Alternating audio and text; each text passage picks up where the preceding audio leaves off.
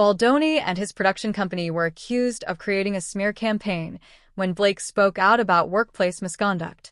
Simultaneously, his former publicist, Stephanie Jones of PR firm Jonesworks, is in a separate legal tussle with both Baldoni's team and a former employee, Jennifer Abel. Now, there's no verified public record of an explicit handover of Jennifer Abel's phone to Blake Lively or whoever, but the legal suits do allege that communications were subpoenaed and shared, and that Stephanie Jones claims she wasn't the source of leaks. So, is the headline "They delivered cell phone with intimate details" true, false, or maybe half-truth? That's part of the mystery. And we'll unpack that step by step, and please make sure you subscribe to my YouTube channel. Stephanie Jones was Baldoni's former publicist and ran Jonesworks. She alleges that her former employee Jennifer Abel conspired with Baldoni and others to steal clients' documents. Jones filed suit against Baldoni, Jonesworks versus Abel plus crisis experts.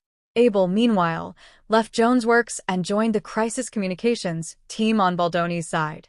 The legal filings say texts and phones were handed over via subpoenas, and those texts play into the dispute between Blake and Baldoni. Here's the scenario as alleged in the suits.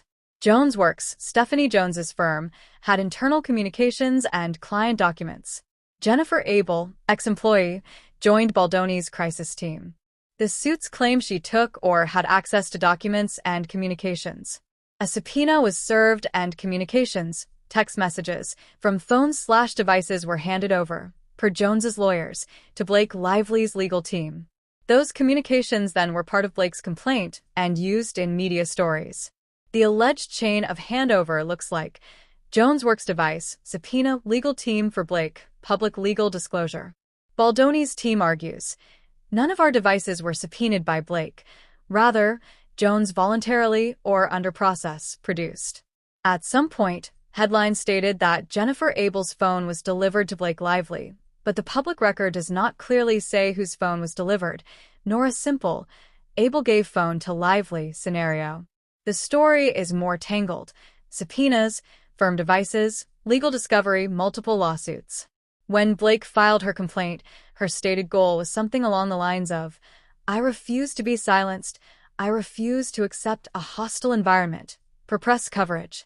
She's also accused Baldoni's company of trying to smear her reputation once she took a stand. Jones and Abel's why.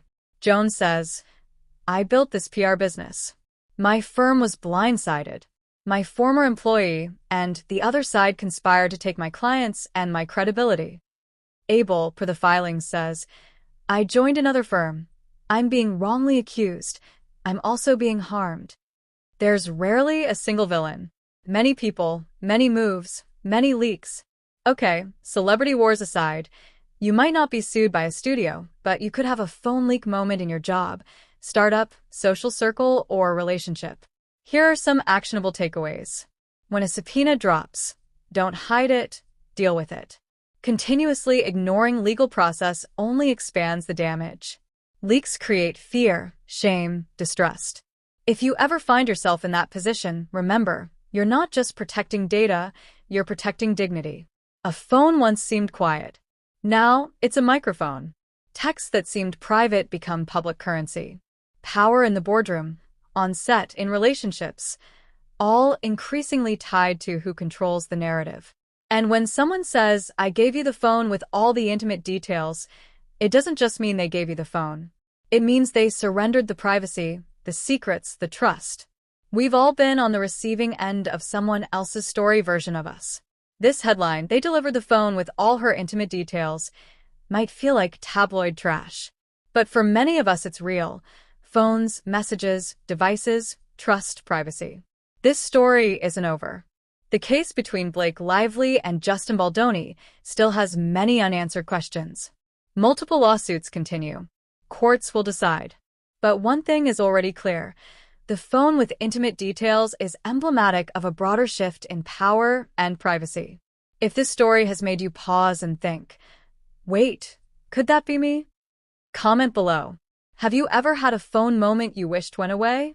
What did you learn? Share your story.